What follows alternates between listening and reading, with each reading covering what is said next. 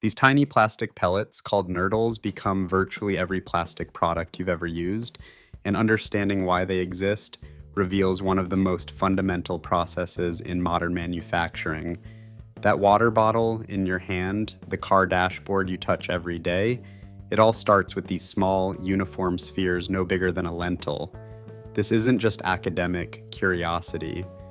With 270 million metric tons of plastic produced globally each year, and 27 million tons of nurdles manufactured annually in the United States alone, we're talking about a $54 billion manufacturing process.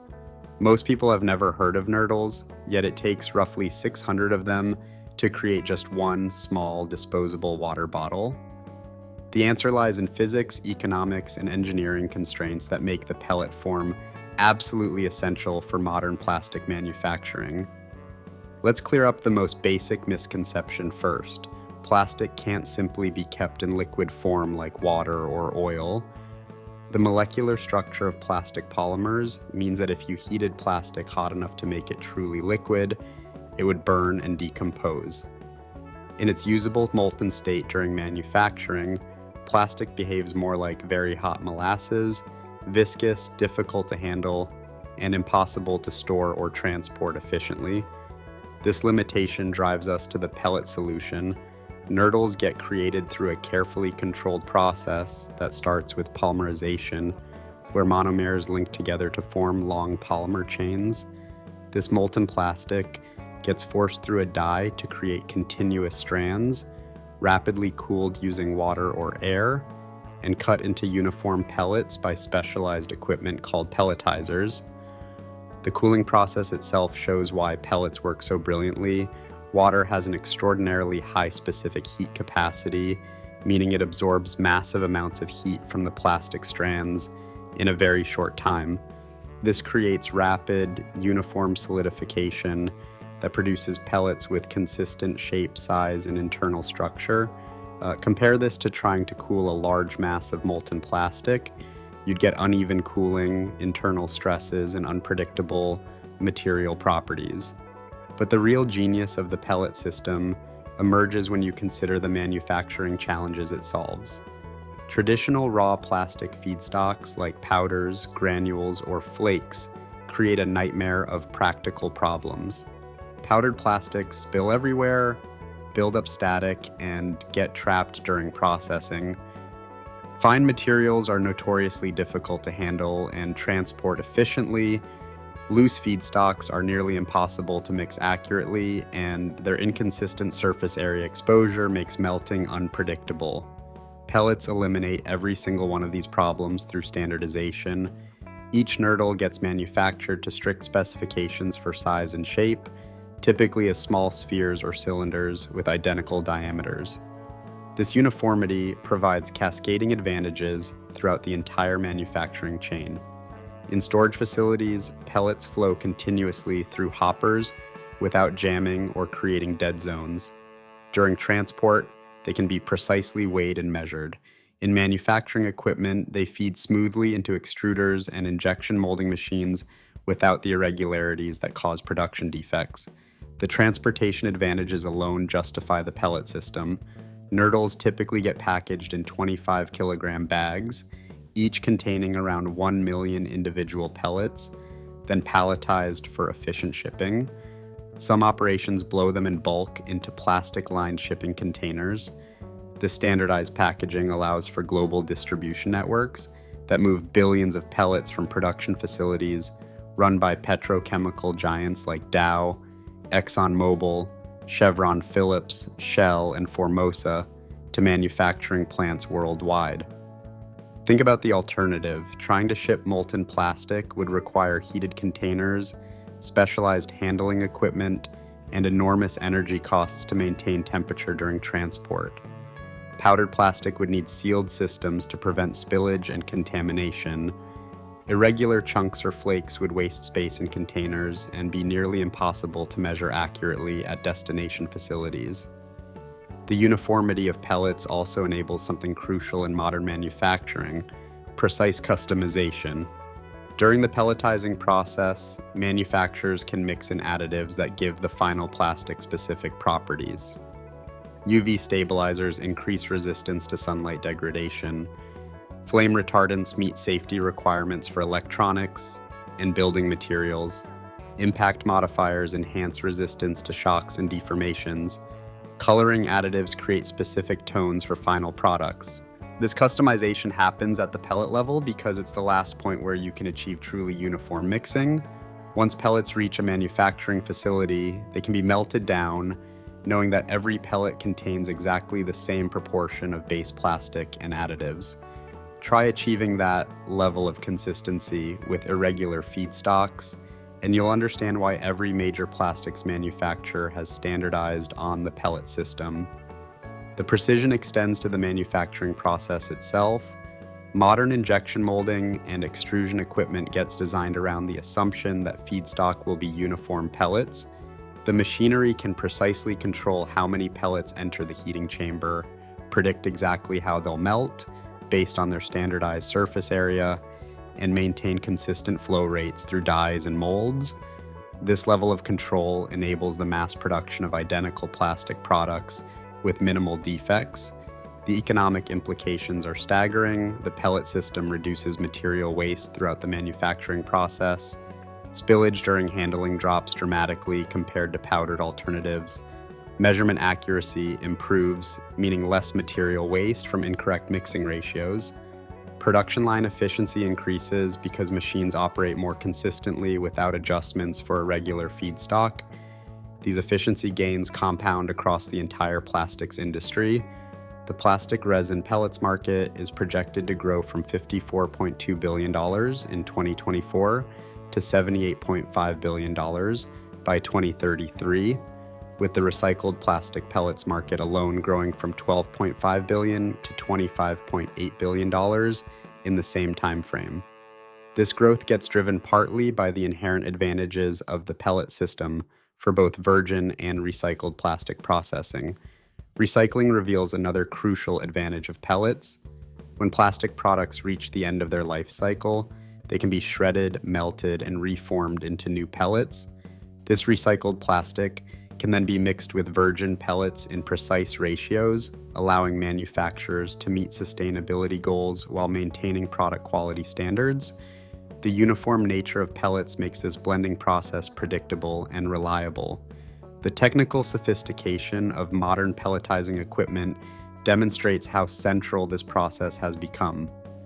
Underwater pelletizers operate with the die face and rotating cutter fully immersed in water, producing pellets that get immediately carried away as slurry for further cooling. This process minimizes thermal stress and results in pellets with smooth surfaces and high material strength. Alternative cutting methods include water ring cutting and strip cutting, each optimized for different types of plastic and production requirements. But the seemingly perfect system comes with a dark side that's only recently gained public attention. Nurdles are now recognized as the second largest source of microplastics in the ocean. An estimated 230,000 tons of nurdles get deposited in marine environments each year, with leakage from individual production sites ranging from 3 to 36 million pellets annually. When you consider that 11.5 trillion nurdles end up in the ocean yearly, enough to circle the Earth 1.5 times if linked together, the scale of this pollution becomes staggering. The environmental impact isn't just about quantity. Nurdles act like tiny sponges in marine environments, concentrating toxins from surrounding seawater. Concentrations of PCBs and DDE on nurdles collected from Japanese coastal waters were found to be up to 1 million times higher than levels in the surrounding water. When marine animals mistake these pellets for food, they're ingesting concentrated doses of environmental toxins along with indigestible plastic. Over 700 marine species have been documented ingesting plastic debris, with nurdles found in puffins, turtles, fish, and sea urchins. The New Zealand journal Notornis reported that 15% of dead prions examined between 1958 and 1977 contained plastic pellets, showing that this pollution has existed since at least the early 1960s. Major spill events highlight the vulnerability of the global pellet transportation system.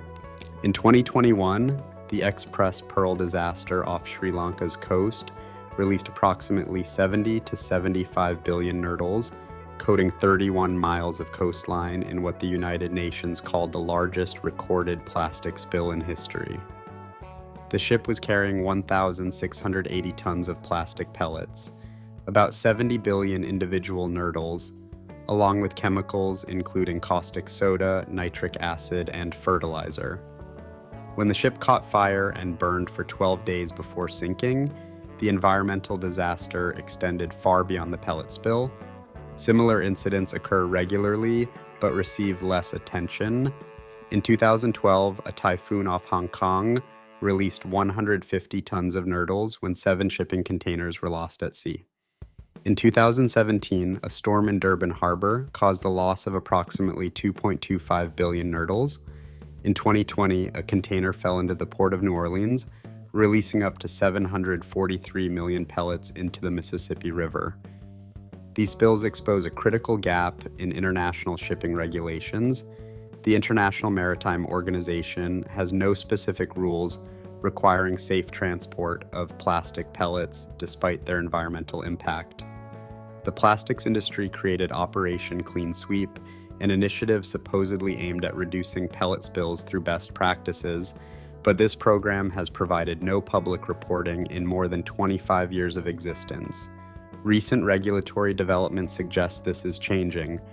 The 2025 Action Plan to address marine plastic litter from ships includes dedicated actions for developing mandatory measures to reduce environmental risks of plastic pellets transported by sea.